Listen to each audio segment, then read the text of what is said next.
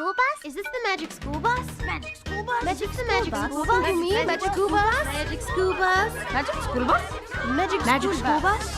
I want the magic school bus! I want the magic school bus!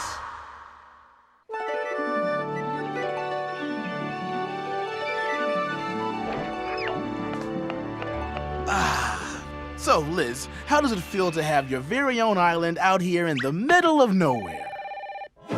Oh, I don't believe this. I'm supposed to be on vacation. Hello, Magic School Bus. Producer speaking. Hello. I just saw your show on volcanoes, and I've got to tell you, it was unbelievable. I know. It takes a lot longer than a few minutes for a volcano to grow from an undersea mountain to an island. And it probably took thousands of years for that mountain to get as big as it was. Exactly. But hey, we've only got a half an hour to tell the story. I gotcha. And I totally bought the connection between the erupting volcano and the making of an island. Great. Then you knew that a volcano in the sea was just like a volcano on land. No, but I do now. There's no fire in a volcano, only heat, so the water can't put it out, right? You got it. But not all volcanoes form where a plate gets pushed down into the crust. They don't? Some volcanoes form where plates pull apart. And others are just over hot spots in the crust. Okay, so maybe you didn't believe the part where the kids got so close to the volcano. Oh, come on. It's television. We all know real kids don't go inside volcanoes or hang around on rafts when they're erupting. No way. I guess not. So what is it you found so unbelievable? That Liz just so happened to have a flag on her when she landed on the new island. That is pretty unbelievable. But don't forget, Liz isn't your ordinary lizard.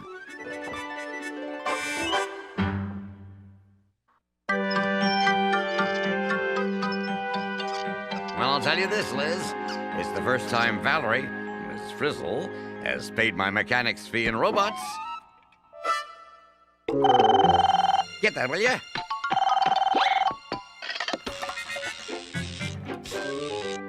Body shop, where the best come to get better. Hi, the producer over at the Magic School Bus told me to talk to you. I just watched a show on body mechanics, and I think you know a lot more about fixing things than you do about human bodies. Is that so? For instance?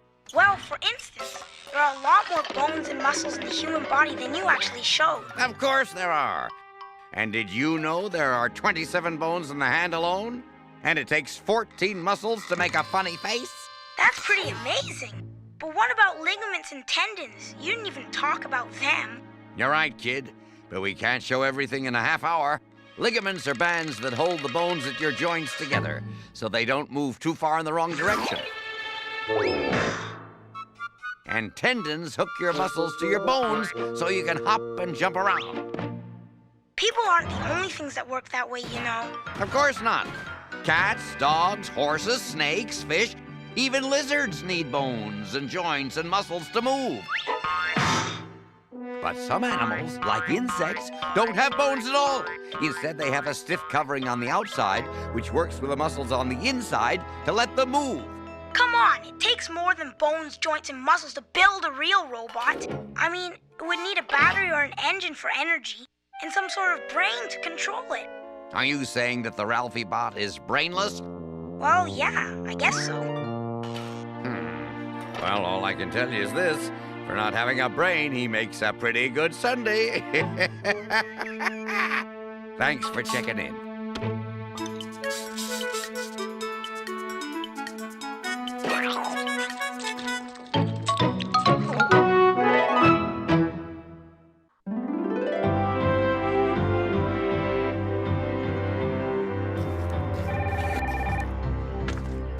Hello, is this the Magic School Bus? For me? Hello, this is Dr. Carmina Skeledon speaking. Is this the Dr. Skeleton that was just on the Magic School Bus show? Why, yes. What can I do for you? Well, I've been trying to reach the producer, but he's all tied up, and I have some probing questions about the dinosaur show I just saw. Dig away. First of all, everyone knows that nobody's ever seen a real live dinosaur. You're absolutely right. But we do see lots of fossils of the bones which make up their skeletons. Okay, so then how can you say which dinosaurs were herbivores and which were carnivores? Oh, that's easy. Fossil teeth. The plant eaters, you see, had flat grinding teeth, and the meat eaters had pointy cutting teeth. Well, thank you for calling. Goodbye. Kids these days, they are just so inquisitive. Hello? Hi, I was wondering, if nobody's ever seen a real live dinosaur, then how could you possibly know that a Parasaurolophus made a noise like this? Oh, that's very good. And you are right. No one knows exactly how dinosaurs behaved or what they sounded like. You see, we use our imaginations and make educated guesses. So all that stuff about the T-Rex not being so mean was another one of your educated guesses, right? Absolutely right. Thanks for calling. Wait a minute. So no one's ever traveled back in time and seen real dinosaurs? Absolutely not. Time travel is impossible. Even for Ms. Frizzle? Oh, even for Ms. Frizzle. Thanks a lot, Doc. Ah, like it or not, I don't think even Miss Frizzle could go back in time. Still, it would make a good field trip, if it were possible. Oh, but of course it's not.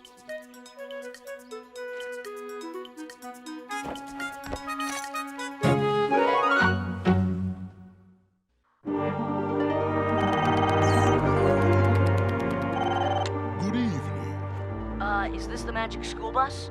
You found us. We're just wrapping up things here at the castle. I'm the producer. How can I help you? Cool.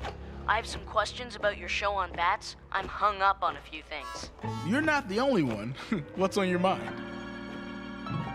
First of all, if vampires aren't real, how come everybody's always talking about them and putting them in books, movies, and TV shows like yours?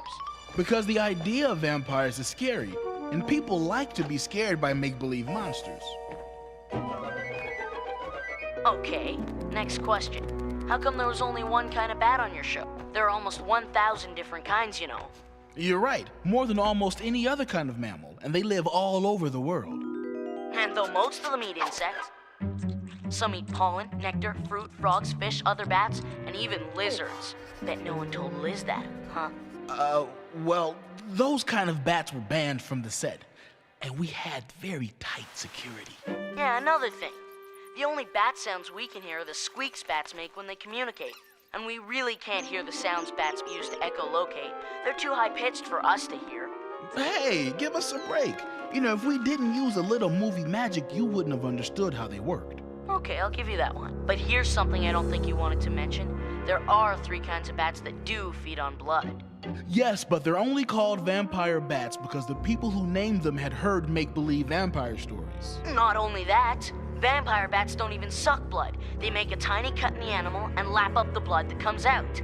Well, that's true, but bats don't really bother people. How come you know so much about bats anyway? Well, what do you think? You're the only ones who know anything about the creatures of the night? I'm just kidding. Did I scare you? Who, me? Oh, no. TV producers don't fall for that kind of stuff. Thanks for calling.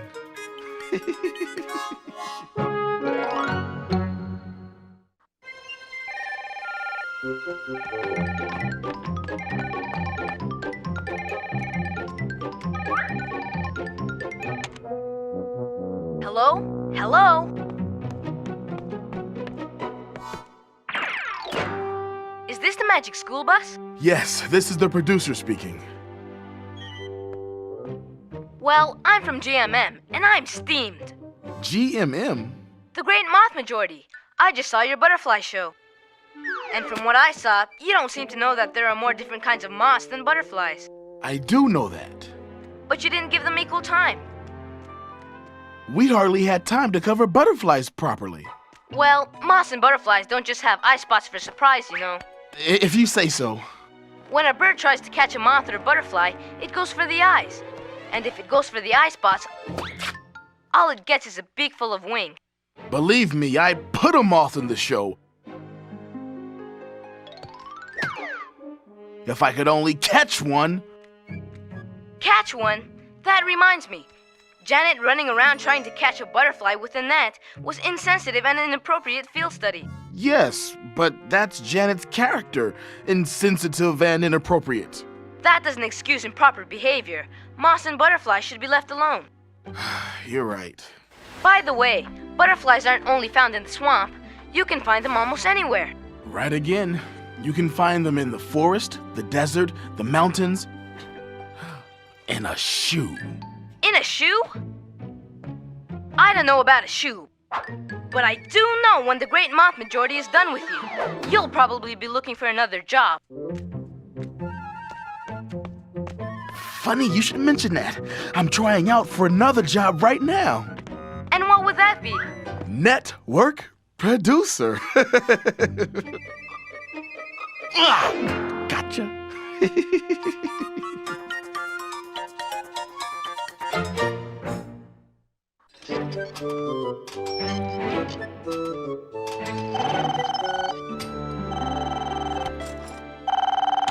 Magic School Bus, the producer speaking. Glad you're still there. I have some questions about the show I just saw on water.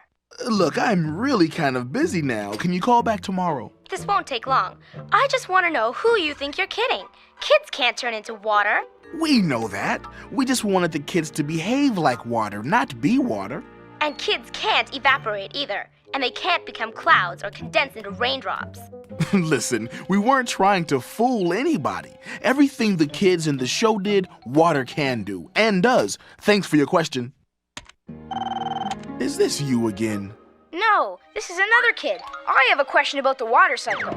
Water collects, evaporates, condenses. And rains. I know. But you made it seem like it happens in a few minutes. Sometimes the water cycle can take weeks or years. You're right. And water frozen into a glacier can take as many as 10,000 years before it melts again. Which reminds me, my mother keeps telling me to conserve water, but 2/3 of the Earth's surface is water. So how can we ever run out? We won't. While there's plenty of water in the world, it's not always where we want it, when we want it. In fact, only a tiny part of the Earth's water is drinkable. Really? That's right. So we have to watch how we use it and be careful not to waste it. So how come nobody said anything to Arnold for forgetting to turn off the water? Hey, haven't you ever forgotten to turn off the water? Sure, but that doesn't make it okay. I agree. And I promise you Arnold will never do it again. I heard that one leaky faucet can waste several gallons of water a day. That's true. By the way, you never explained how a cloud snows. Well, you'll just have to watch our show on weather to find out the answer to that. Thanks for calling. Come on, Liz, let's go home. It's been a long day.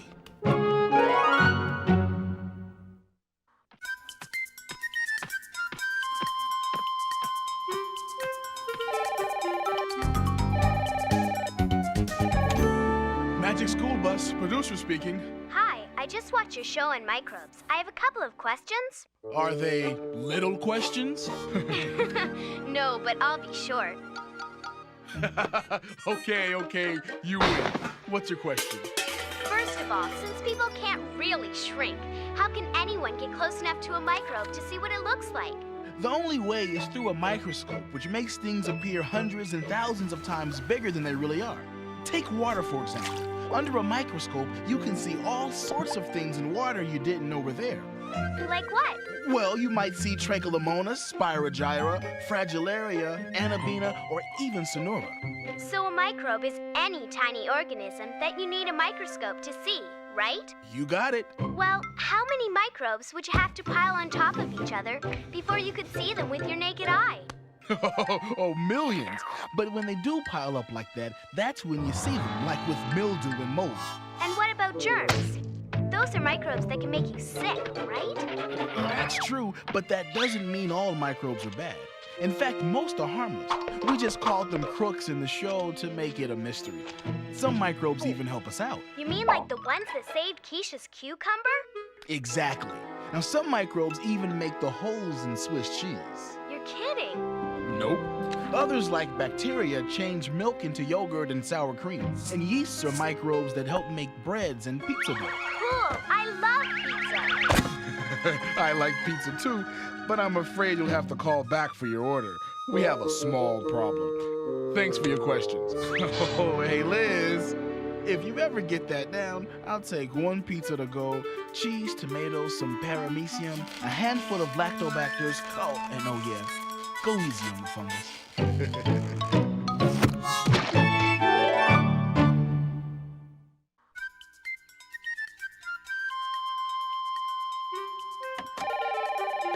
Magic School Bus, the producer speaking.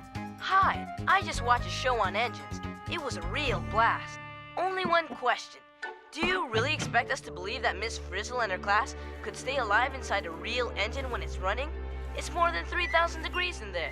We know that. It was just our way of showing you how an engine works up close and personal. Thanks for calling. Magic School Bus. Is this the producer? At your service. What can I do for you? About your engine show. Peanut butter's a pretty silly way to stop an engine from working. Silly, maybe, but it sure would gum up the works. Then why didn't they use gum? Thanks for calling. Why didn't I think of that? Magic School Bus. Glad you're still there. My dad's a vehicle maintenance inspector, and he told me gasoline is extremely dangerous. Neither kids nor adults should ever play with it. You're right, and Dorothy Ann told the kids that when they were inside the cylinder. Oh yeah, I forgot. Well, that's okay. You can't be told that often enough. Hold on a sec. Hey, careful with that gasoline, Liz.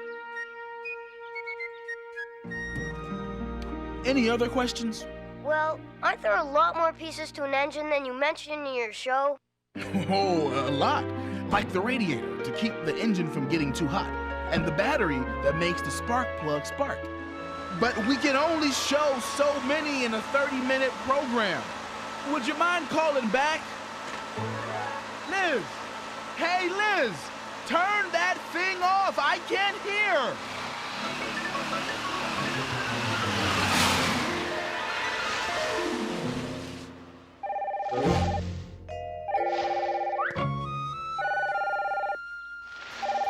Magic School Bus. Producer speaking.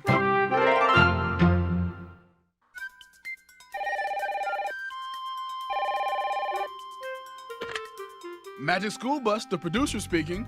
Hi, I just watched your show on flight, and it really blew me away. But I do have a few questions. Roger. My name isn't Roger. Well, I'm not saying it is. Roger is just another way of saying right or okay in pilot lingo. Gotcha. Now about those planes the bus turned into. They were ridiculous. Nobody could have ever flown them. Well, believe it or not, those were real planes. Now, sure, the first 2 didn't get off the ground, but the Wright Flyer was the first airplane to actually fly. Okay, well, I mean Roger. Here's something for you. Steering a bird or a plane is a lot more complicated than you showed. You got that right. Take airplanes for openers. They have movable flaps on the wings as well as on the tail. Raise one flap up and the other one down, and the wing rises for a banking turn to the right. Reverse the flaps and the plane will bank to the left. Oh, I get it. But here's something I don't get. How does a bird fly? Good question.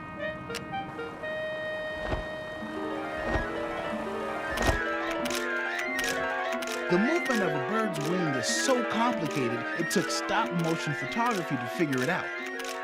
Birds use their wings both for lift and for push forwards.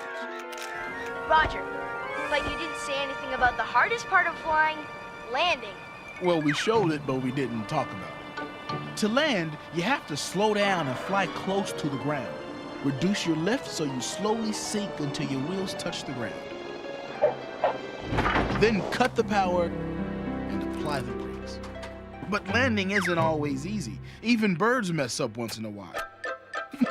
Lizards, too. Hey, thanks for calling the Magic School Bus.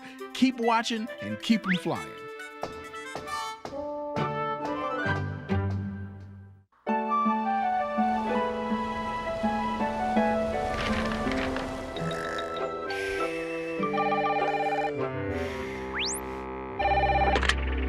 Magic School Bus, the producer here. Just the person I wanted. I'm from the SPCR, What's the SPCR? the Society for the Prevention of Cruelty to Reality. Uh-oh. I mean, running a Ferris wheel with falling rocks, that's ridiculous. Well, true. Machines that run on the energy of falling rocks probably aren't a good idea. If your dishwasher ran on falling rocks, you might not have many dishes. So why didn't the kids just use wind power? Or water power? Or solar power directly to run the Ferris wheel? Because the wind, water, and solar energy they needed was on the other side of the mountain. So they used that energy to move the rocks so the rocks could move the Ferris wheel. Are you saying there wasn't enough wind, water, or solar energy where the Ferris wheel was? Exactly.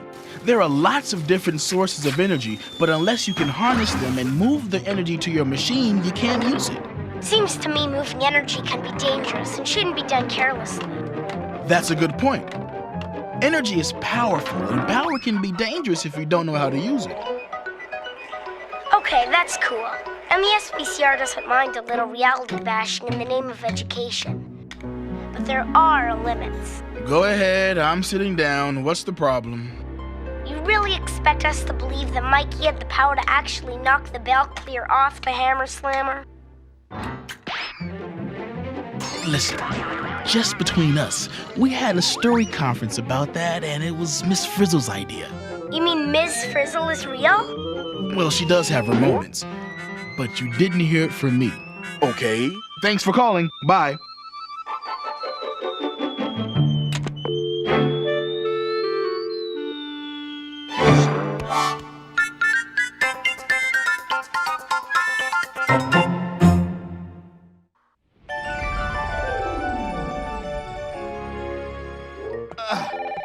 Hit the speakerphone, Liz.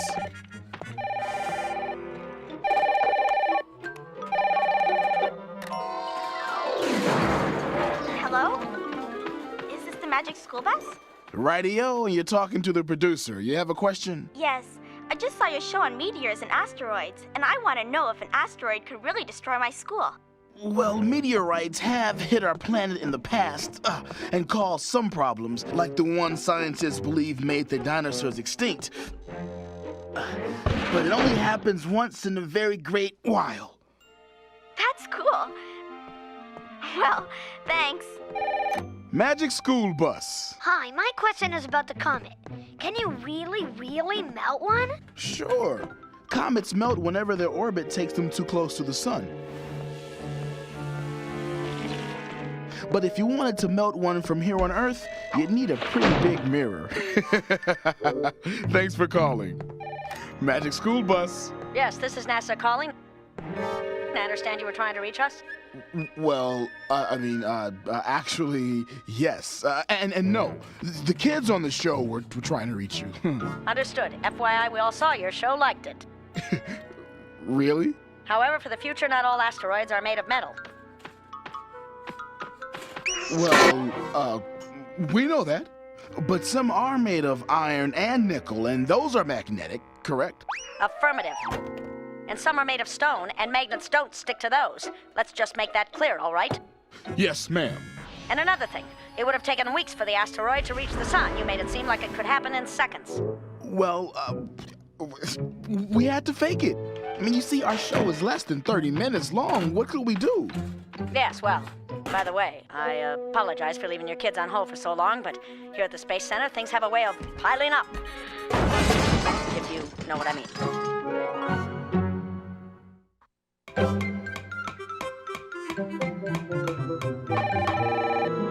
Hey, Magic School Bus, the producer speaking. You have a question? I just watched your show on cold-blooded animals, and do you really expect us to believe that there's such a thing as a spa for reptiles? Well, no, of course not. I mean, we just made it up so we can show what it's like to be cold-blooded. Does being cold-blooded mean reptiles are always cold? No, not at all.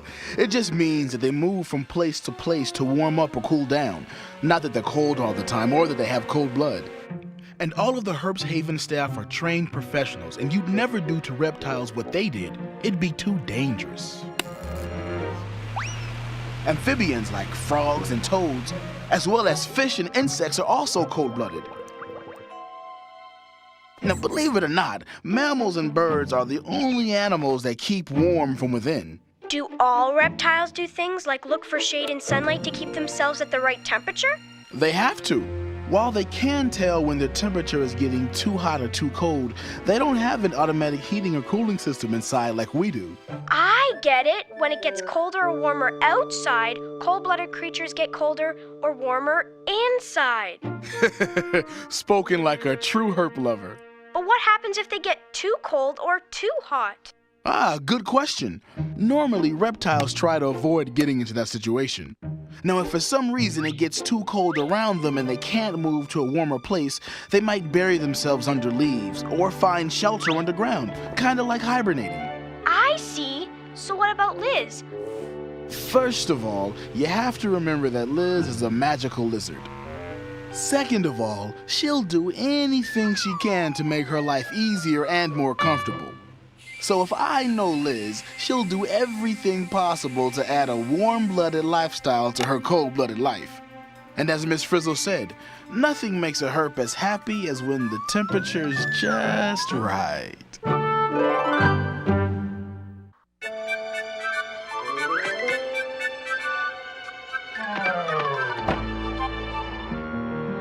Well, nothing like a good hoax to get you your own series. I love show business. Hello? Is this the Magic School Bus? No, this is Jerry Paveri. But you were just on the Magic School Bus, weren't you?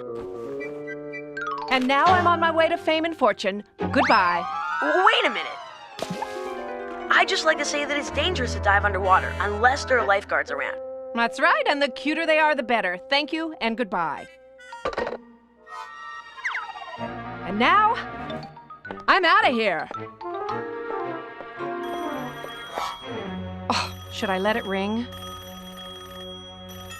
No, could be my agent. Hello?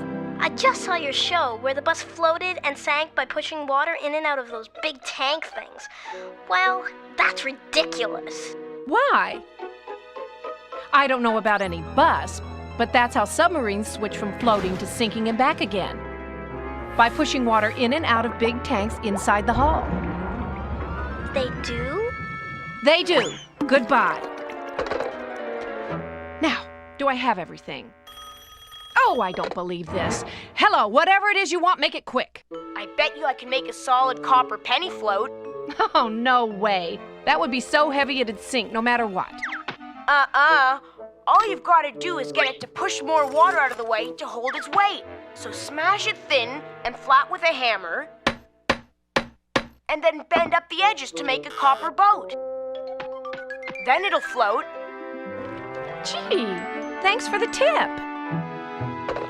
And thank you for the tip, Liz. Bye-bye.